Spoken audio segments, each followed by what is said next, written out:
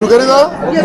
Thank you. Sorry अगर किसी को धक्का लगा, माफी यार, सॉरी उसके लिए। नहीं आपको सोनू जी, आपको बिहार के मुख्यमंत्री बनाने के लिए लोग कह रहे हैं, बनेंगे मुख्यमंत्री। अरे इतनी बड़ी जिम्मेदारी मत करो। मुझे लगता, मैं हमेशा सबको यही बोलता हूँ कि ऐसा सोच रखी जाती है कि सिर्फ राजनीति में आके ही मदद की जा सकती है, जो मैं पिछले 2-2.5 साल से कर रहा हूँ। ये सबसे बड़ा उसका कहने का उद्देश्य ये है कि किसी की मदद करने के लिए राजनीति में आना जरूरी नहीं। राजनीति बहुत कमाल का फील्ड है, उसमें आके और मदद हो सकती है, लेकिन हर चीज़ का एक समय होता है, एक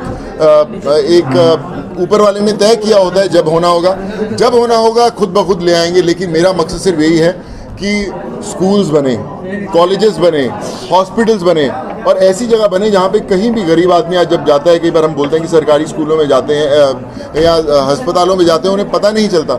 एक ऐसी व्यवस्था बने कि एक फ़ोन के ऊपर उनका इलाज हो, जाने बच सके। हमने पिछले 2-2.5 साल से करीबन 4700 सर्जरीज कराई हैं, चाहे आप लिवर ट्रांसप्लांट बात करें, किडनी ट्रांसप्लांट और ब्रेन ट्यूमर की बात करें, हर सर्जरीज कराई है। जबकि मेरा कोई अस्पताल नहीं है, लेकिन किस तरह पूरे देश को जोड़ा, वो एक बड़ा मेरा लक्ष्य था। वो अभी भी मैं कोशिश कर रहा हूँ कि किस तरह ज़्यादा से ज़्यादा लोग जुड़ें, ज़्यादा से ज़्यादा लोगों को तकलीफ़ें हुई। और मेरे घरों पर जब बिहार से इतनी दूर दूर से लोग आते हैं, आप विश्वास कीजिए उनके पास रेलवे की टिकट के पैसे नहीं होते, लेकिन जब वो टीटी को बोलते हैं कि हम सोनू सूद के घर जा रहे हैं, उनसे टिकट भी नहीं लेते। यहाँ तक कि रेलवे स्टेशन या बस स्टॉप से ऑटो वाला जब उनको घर छोड़ता है, वो बोलता है कि मैं इनसे पैसे नहीं लूँगा सर, कि जब आप इतना अच्छा काम करें, मेरी तरफ से छोटा सा योगदान है। मकसद ये है कि हम एक दूसरे से कैसे इंस्पायर हो सकते हैं। और मैं आपको वादा करता हूँ कि मुझे पता है कि जब पूरे हज़ारों लाखों लोग करते हैं तो मैं सब तक मदद नहीं पहुँचा सकता, लेकिन जिनकी आवाज़ मुझ तक पहुँचती है, किसी तरह की उनकी कोई भी जरूरत हो, मैं उन तक पहुँचाने की जरूरत करता हूँ और मैं करता रहूँगा। सर बिहार में जैसे बहुत सारे कलाकार हैं जिनको मुंबई में बिहारी के नाम से बोला जाता है, भाई बैठ जाओ, मतलब कि निकल जाओ, साइड हट जाओ। आप मेरे जैसे कलाकारों को क्या ऑफर देना चाहते हैं? देखिए, बिहारी बोलना तो बहुत ऊंचे स्तर की बात है भैया, मैं बिहारी हूँ, घर से बोलना चाहिए। जब दबंग पिक्चर बनी थी तो उस समय जो छेदी सिंह का किरदार था वो बनाया गया था। मैंने बोला कि यार बिहारी, क्योंकि मैं बिहार वालों के साथ समय बिताया, मेरे साथ कॉलेज में सीतामढ़ी के लोग, मुजफ्फरपुर, आरा, उनके जगह, और मैं कॉलेज के दाम 91 के अंदर खुद ये सब जगह पे घूमा हूँ।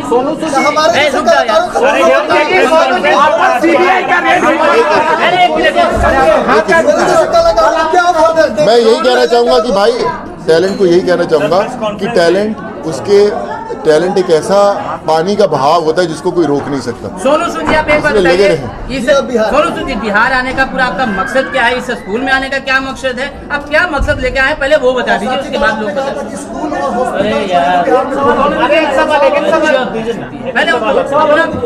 बताइए। देखिए, जब कोरोना काल में जब मैं इतने बिहार के लोगों से जुड़ा, करीबन 7.5 लाख लोगों को भेजा, जिसमें से 25 से 30% लोग बिहार के थे और वो अलग अलग हमारे साथ जुड़े हुए थे। और आज जब मुझे याद है कि एक हम लोग शो कर रहे थे पाटलिपुत्रा 3, विजय जी और नरेंद्र जी ने जब मुझे बुलाया, मेरी शूटिंग थी उस समय, पर मैंने बोला बिहार जाना है, तो मैंने सब अपनी शूटिंग हटाई और मैं बोला मैं इसलिए जाऊंगा, ना सिर्फ कोई शो अटेंड करूंगा बल्कि आम हर जनता से मिलूंगा जो मेरा इतने सालों से इंतजार कर रहे हैं। मैं और उसके बाद मैं पंकज भाई से ही बोलना चाहूँगा, मेरी इनसे अभी मुलाकात हुई, लेकिन जब हम बच्चों को पढ़ाने की बात कर रहे थे, आपने देखा होगा बहुत सारे बच्चे, सरफराज था और भी बहुत सारे बच्चे जिनको स्कूल नहीं मिल रहा था, अच्छे हॉस्टल नहीं मिल रहे थे, तो हम लोग ढूंढ रहे थे कि अच्छे स्कूल कौन से हों।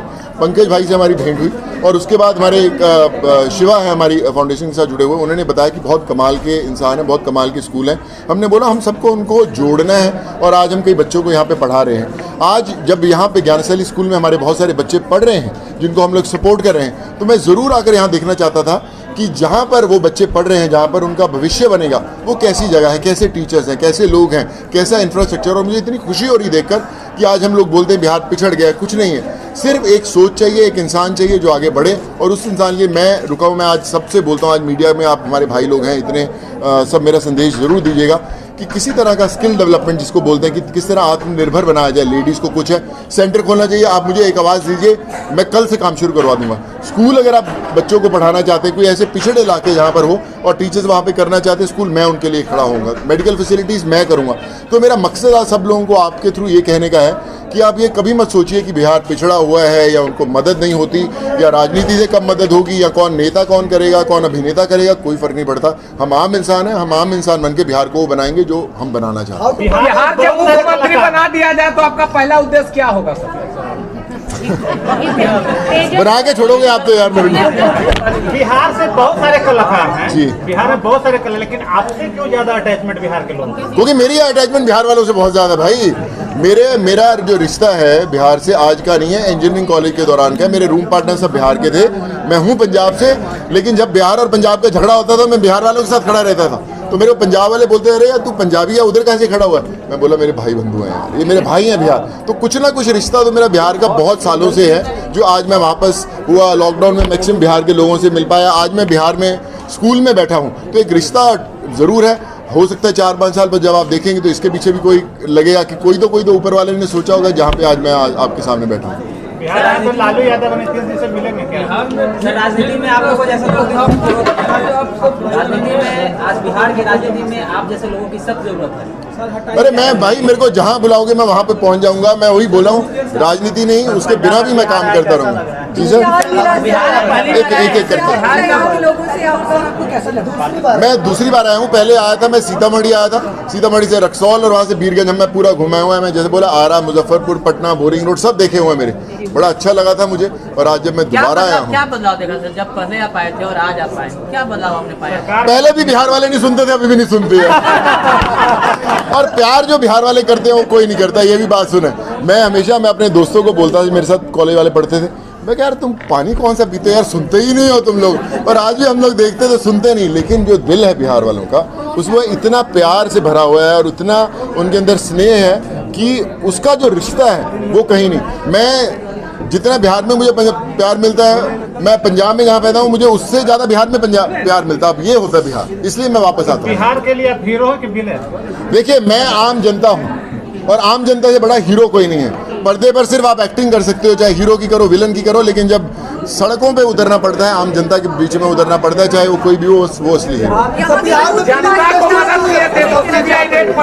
यहाँ के यूथ के बारे में आप क्या संदेश देना चाहेंगे जो बहुत कुछ आज इनोवेटिव कर रहे हैं, स्टार्टअप ले रहे हैं, उनके बारे में आप क्या बोलेंगे? मैं खुद स्टार्टअप्स जो कर रहे हैं लोग, मैं खुद ऑलमोस्ट 5 कंपनियों को सपोर्ट कर रहा हूँ। हमने 3 कंपनियाँ बहुत बड़ी बना दी हैं। मैं खुद 2 बिहार के बहुत बड़े स्टार्टअप्स हैं जिनके लिए मैं उनसे ऑलरेडी कर रहा हूँ। आज भी मेरी उनसे मुलाकात हुई। सो मैं कहना सभी से चाहता हूँ कि बिहार में अगर आप देखिए कितने IAS और IPS अफसर सबसे ज़्यादा बिहार से आते हैं। क्यों आते हैं? क्योंकि दिमाग बिहार वालों का इतना है। अगर उनको हम लोग वो सुविधा दे दें, अगर वो उनको प्लेटफॉर्म दे दें, तो आप सोचिए कि बिहार मतलब देश चला सकता है, इतना उनके अंदर समझ है। पर उसी की कोशिश है कि हम लोग बिहार को वो दें जो बिहार को सालों से मिलना बड़ा ज़रूरी है, जो बिहार डिज़र्व करता है। उसके लिए मैं आगे खड़ा हूँ और मेरी बहुत सारी चीज़ें हैं जो मैंने माइंड में रखी हुई हैं। बस आप ये दुआ मानते रहिएगा कि वो सब हो, और फिर आप देखिएगा जब अगली बार मैं बोलूँगा कि आप बोलेंगे कि सोनू सूद आप सही में बिहार के अंदर वो बदलाव लेके आए।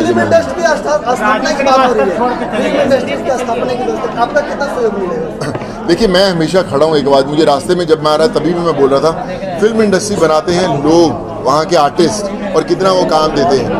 मैं हमेशा खड़ा हूँ। मुझे किसी तरह का कभी भी कोई भी मेरी तरफ से योगदान आया, मैं फिल्म कांटेक्ट कर सकते हैं आप मैं दे दूंगा सर कॉन्टेक्ट। मेरा ऑलरेडी प्रोडक्शन हाउस है सर, मैं तो पिक्चर ही बिहार के लिए बनाने के लिए। देखिए, मैं हमेशा कहता हूँ एक ऑफिस खोलना इंपॉर्टेंट नहीं होता, उससे काम नहीं चलता कि मैंने अगर एक मेरा सोनू सूद प्रोडक्शंस ऑफिस खुल गया, उससे काम नहीं है। मेरा मकसद ये है कि मैं यहाँ पे एक ऐसा चैनल क्रिएट करूँ ताकि कोई जो भी लोग आर्ट से जुड़े हुए हैं, जो बम्बई जाने से डरते हैं, मुंबई जाने से डरते हैं, उनको पता हो कि यार हम लोग वहाँ पे एक अपना पोर्टफोलियो या हम अपना वहाँ पे CV दे दें तो कहीं ना कहीं कनेक्शन जुड़ जाएगा। उसकी मैं पूरी कोशिश करूँगा। सोनू सूद जी, एक बात मैंने पिछले बार भी पंकज से पूछा था, एक मिनट मेरे भाई, एक मिनट। सोनू सूद जी, मैंने पंकज जी से पिछली कॉन्फ्रेंस में मैंने पूछा था कि जो एजुकेशन है वो काफी अब महंगी हो गई है। आम लोग क्या मतलब एक जो मिडिल लोअर क्लासेस के जो व्यक्ति हैं वो भी अपने बच्चों को इस जैसे इतने बड़े संस्थान में पढ़ाने की हिम्मत नहीं रखते हैं। तो आपको क्या नहीं लगता है कि जो एक बेस लेवल पे एक समान एजुकेशन की बात हो, जहाँ सभी तरह की हर बच्चों को आपके जैसे लोगों की जरूरत ना पड़े, ऐसी व्यवस्था होनी चाहिए? देखिए, मैं ना क्यों आएंगे किसी खास बच्चे को गोद लेने के लिए? व्यवस्था ही नहीं हो। बिल्कुल सही बात है पंकज जी। मैं आपसे भी कहना चाहूँगा और मैं सब लोगों से कहना चाहूँगा, एक बहुत बड़ा संदेश है जो जाना जरूरी है। हम लोग अपने स्कूलों के अंदर ज्योग्राफी पढ़ाते हैं, हिस्ट्री पढ़ाते हैं, मैथमेटिक्स पढ़ाते हैं, सब कुछ पढ़ाते हैं। क्या अपने स्कूल के अंदर एक पीरियड ऐसा होता है जो सोशल सर्विस सिखाता है कि भैया आपको समाज के लिए क्या करना है? एक पीरियड ऐसा होता है फॉरेन के अंदर, अगर वो आपने सोशल सर्विस का कार्यक्रम नहीं किया या वो लेक्चर नहीं पूरे किए तो आपको कोई जॉब नहीं मिल सकता। आपको ना प्राइवेट में ना सरकारी में आपको कोई जॉब नहीं मिल सकता जब तक आप वो आपको ख़त्म नहीं करते सोशल सर्विस का। सो मुझे लगता है देश में सबसे पहले हर स्कूल को, हर कॉलेज को, हर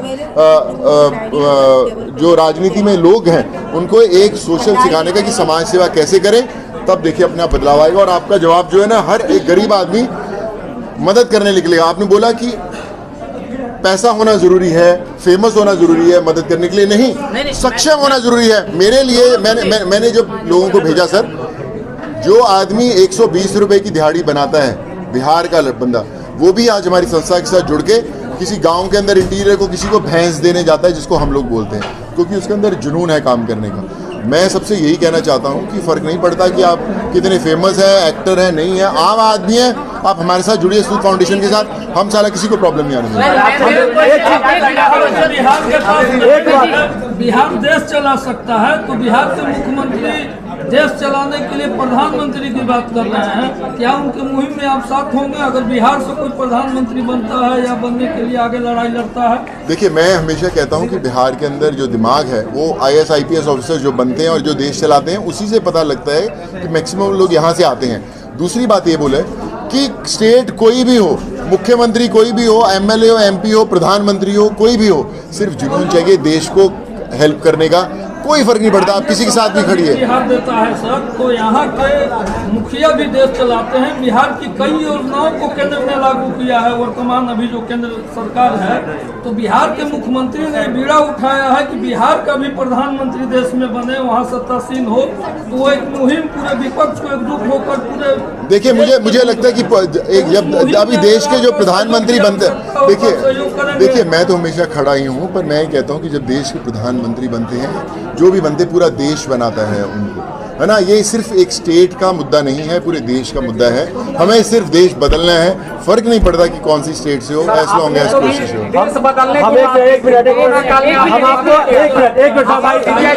मीडिया वाले भाई साहब हम एक जवाब देते हैं। मीडिया वाले भाई एक चीज बोलना चाहते हैं। हम पहले मीटिंग में ही बोले थे, सोनू सूद जी ने हर गरीबों का मदद किया है, चाहे वो किसी वर्ग का हो, किसी तबके का हो, किसी धर्म की हो, कोई जाति का भेदभाव नहीं, किसी धर्म का भेदभाव नहीं किए, सबको मदद किए हैं। और हमको इन्होंने चुना, माने ज्ञानस्थली स्कूल को इन्होंने गोद लिया है कि जो बच्चे असमर्थ होंगे, आज जैसा क्वेश्चन आ रहा है, असमर्थ बच्चे हों, जिसके माता पिता नहीं हो, जो बच्चे के पेरेंट्स सक्षम नहीं हो, उसको पढ़ाने के लिए मैं जिम्मेदार हूँ। सोनू सूद फाउंडेशन की तरफ से मैं जिम्मेदार हूँ। यहाँ पर हमें ये बोल रहे हैं, मतलब हम इनके बातों को आदेश समझ करके सिरोधार किए हैं और हमेशा तैयार रहेंगे। आप सभी के सामने मैं ऐसा कमिटमेंट करता हूं। बहुत सारे ऐसी गाँव में लड़कियाँ हैं जो अभी भी नहीं पढ़ पा रही है और शादी के बाद जो हाउसवाइफ बनकर आ जाती है, उनके लिए सिलाई मशीन का कार्यक्रम जो है वो भी करेंगे, वही प्लान में है, पंचायत में पाइपलाइन में है। सर आप कार्यक्रम कीजिए, मैं सपोर्ट करूँगा आपको। ये सब वो सब बात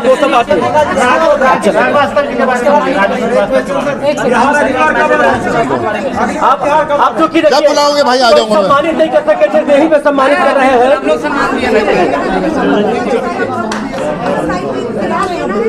आ जाइए मैडम, आ जाइए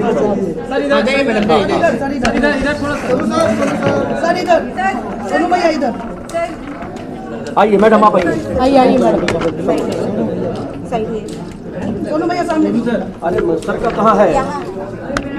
सर वाला कोई नहीं। अरे कोई दूसरा है। अरे एक ही बात, कोई फर्क नहीं।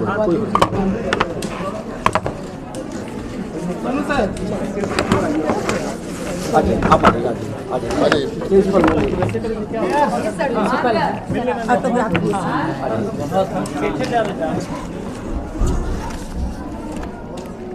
भाई आप सबों के लिए है, ये सबके हैं, बस खाली इनको आप जिस तरह प्यार दे रहे हैं वही प्यार देते रहिए सम्मान के साथ। एक पूरे ज्ञानस्थली परिवार की तरफ से ये एक फोटोग्राफी का ज्ञानस्थली परिवार का पूरा का हो जाए।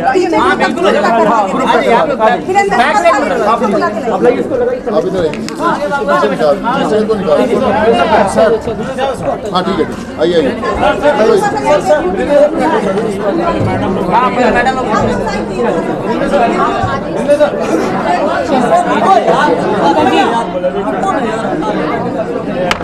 बेटा, उधर से ले सर।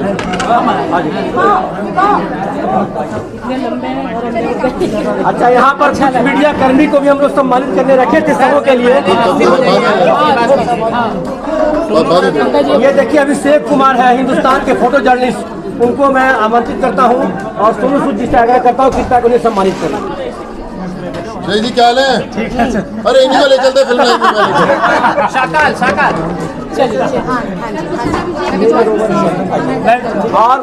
और कौन यहाँ पर है? इसका सब्जी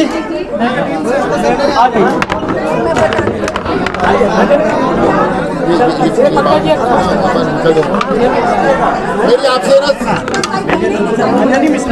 आप मीडिया वाले यही रुकिएगा, क्योंकि आप बाहर जाएंगे आपको धक्का पड़ेगा, मैं निकल जाऊंगा, फिर आप आराम से